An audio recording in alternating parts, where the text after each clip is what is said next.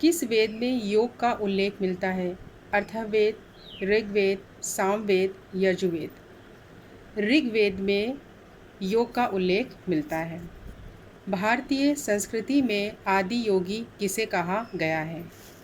ब्रह्मा को, विष्णु को, महेश को, इंद्र को। तो भारतीय संस्कृति में आदि योगी महेश को कहा गया है, यानी शिव को कहा गया है। युज का अर्थ है जोड़ना, एक होना, संयोग या उपयुक्त सभी। तो युज का अर्थ है उपयुक्त सभी। भारत में पहला अंतर्राष्ट्रीय योग दिवस कब मनाया गया था? 21 जून 2015, 21 जून 2014, 21 जून 2016, 21 जून 1913। तो भारत में पहला अंतर्राष्ट्रीय योग दिवस 21 जून 2015 को मनाया गया था। ये बहुत ही महत्वपूर्ण प्रश्न है। संप्रज्ञात समाधि के प्रकार है 4, 3, 2 या 5। तो संप्रज्ञात समाधि के प्रकार हैं 4।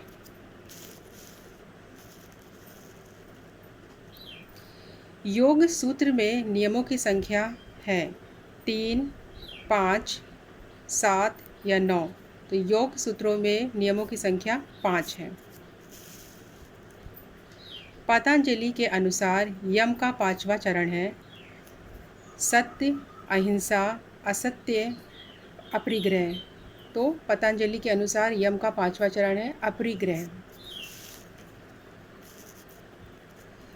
अष्टांग योग का अंतिम सोपान है यम, नियम, आसन या समाधि। तो अष्टांग योग का अंतिम सोपान है समाधि। सूर्य नमस्कार की अवधि है 2 मिनट, 4 मिनट, 3 मिनट या 5 मिनट। तो सूर्य नमस्कार की अवधि है 4 मिनट। पतंजलि ने योग की अवस्थाएं बताई हैं 7, 8, 5 या 4। तो 8 अवस्थाएं बताई हैं पतंजलि ने। योग वशिष्ठ है एक ऋषि, एक ग्रंथ है, एक सिद्धांत है, योग प्रणाली है। योग वशिष्ठ एक ग्रंथ है, एक ग्रंथ का नाम है योग वशिष्ठ।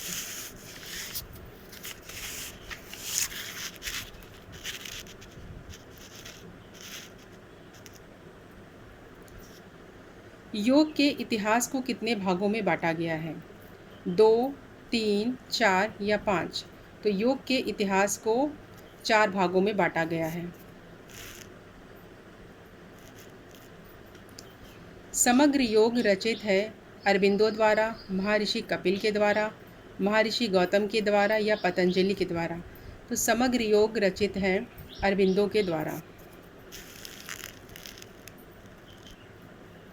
योग वह स्थिति है जिसमें कोई भी वस्तु ऊंची या आत्मसात करने योग्य नहीं रह जाती, क्योंकि इसमें व्यक्ति इतना समा जाता है कि उसे कष्ट की भी अनुभूति नहीं होती है। इसी कारण योग का आशय है सभी कष्टों से वो मुक्ति।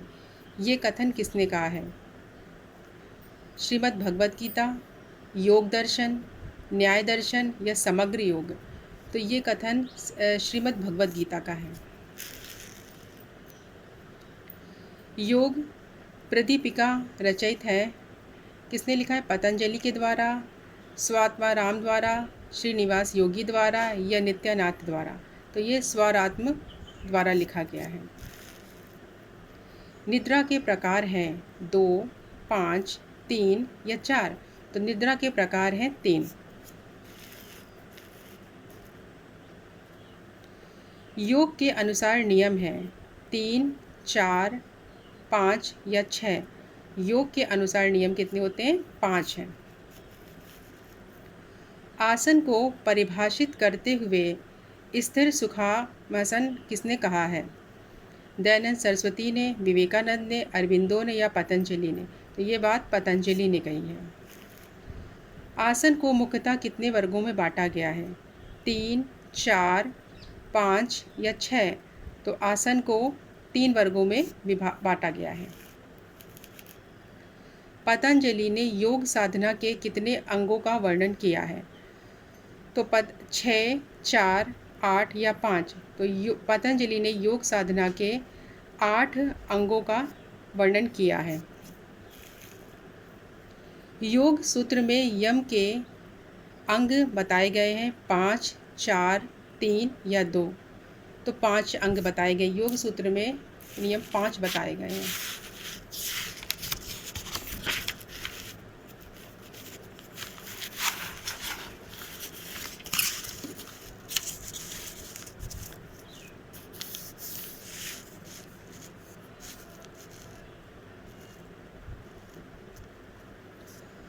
अष्टांग योग में यम का तीसरा घटक है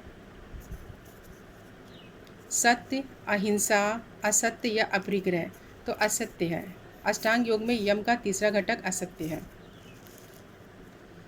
प्रमाण के प्रकार हैं प्रत्यक्ष, अनुमान, आगाम या उपयुक्त सभी। तो इसमें उपयुक्त सभी आएगा। योग में नियम का तीसरा सोपान है संतोष, तप, स्वाध्याय, शुद्धता। तो इसमें तप है। योग में नियम का तीसरा सोपान है या तीसरा स्टेप जिसे कहेंगे वो क्या है? तप है।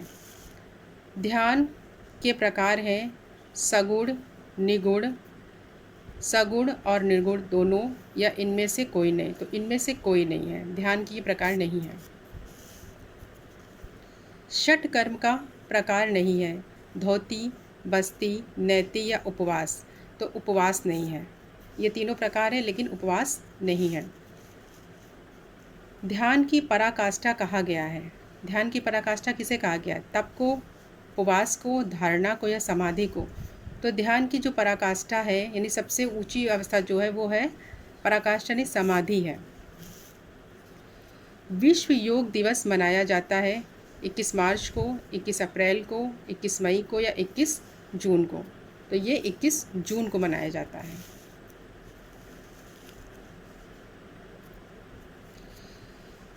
एकात्म योग की संकल्पना दी है।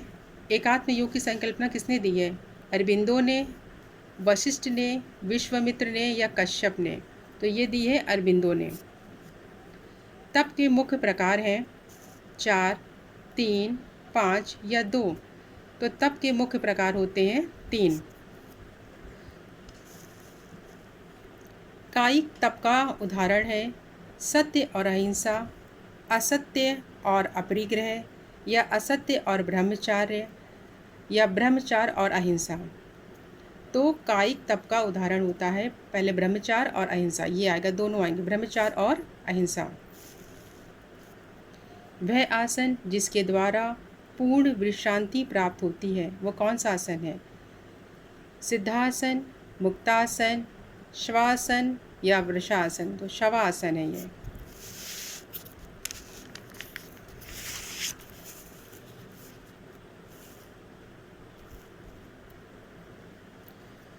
प्राणायाम शब्द मिलकर बना है प्रणा प्लस याम, प्राण प्लस आयाम, प्राण प्लस अयम, प्राण प्लस आयाम।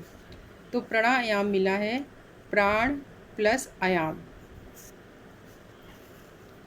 उत्तरकालीन यौगिक साहित्य में प्राणायाम को कहा जाता है श्वास, कुंभक, रेचक या पूरक। तो उत्तरकालीन यौगिक साहित्य में प्राणायाम को कहा जाता है श्वास कहा जाता है। किसने कहा है? धर्म और दर्शन क्षेत्र की उपलब्धियों के अतिरिक्त हम मानव मन और व्यक्तित्व के समाकलन में एकता को, व्यवहारिक उपयोगिता को समझ सकते हैं। स्वामी अखिलानंद ने, नित्यानंद ने, स्वात्माराम ने, श्रीनिवास योगी ने। तो ये कहा है स्वामी अखिलानंद ने। योग क्रिया में श्वास को बाहर छोड़ना क्या कहलाता है? योग की क्रिया में जब हम श्वास को बाहर छोड़ रहे थे तो वो क्या कहलाता है? शीतकारी, शीतली, रेचक, सूर्य भेदन। तो जब हम योग क्रिया में सांस को बाहर छोड़ रहे होते हैं तो वो रेचक कहलाता है। चित्त की वृत्तियां हैं 2, 3, 4 या 5। तो चित्त की वृत्तियां होती हैं 5। योग का मुख्य उद्देश्य है शारीरिक विकास, मानसिक विकास, आध्यात्मिक विकास या सर्वगुण विकास। तो योग का मुख्य उद्देश्य होता है सर्वांगीण विकास। उसमें शारीरिक भी आ जाएगा, मानसिक भी आएगा और आध्यात्मिक विकास भी आ जाएगा।